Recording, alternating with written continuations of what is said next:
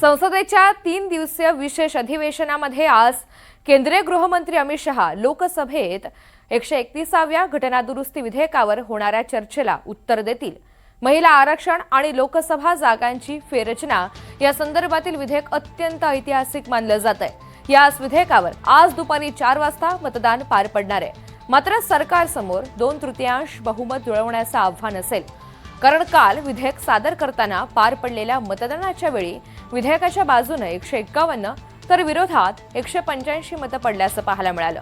त्यामुळे विधेयक मंजूर करून घेण्यासाठी सरकारची कसोटी लागणार आहे।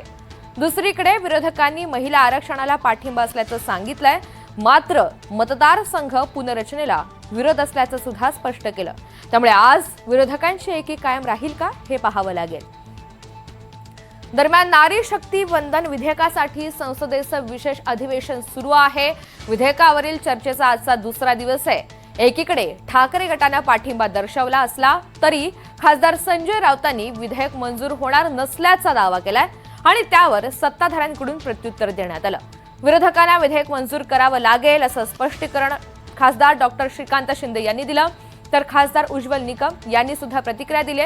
नेत्यांनी काय म्हटलंय पाहूयात। खासगीत काही बोलू द्या, हे बिल मंजूर होत नाही, हे बिल पडणार आहे।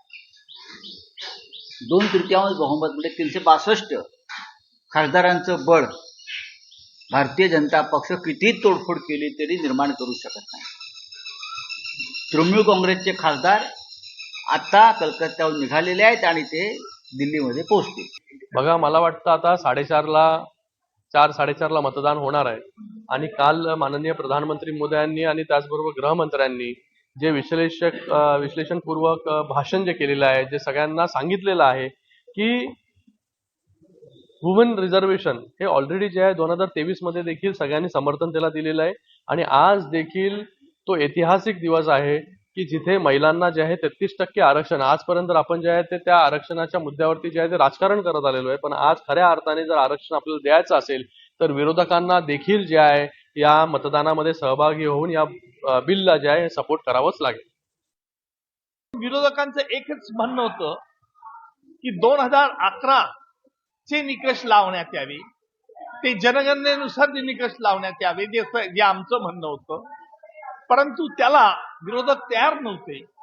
विरोधकांचं म्हणणं होतं की जी जनगणना झालेली आहे त्यानुसार निकष लावावे आणि म्हणून सरकारने काल रात्री अध्यादेश काढून 2023 नुसार आर्थिक जनगणनाचे निकष लावावेत या संदर्भातला निर्णय पारित केलेला आहे। याचा परिणाम आता विरोधी पक्षांना निर्णय घ्यायचा आहे की 2011चं हे बेसिस मानायचं की 2023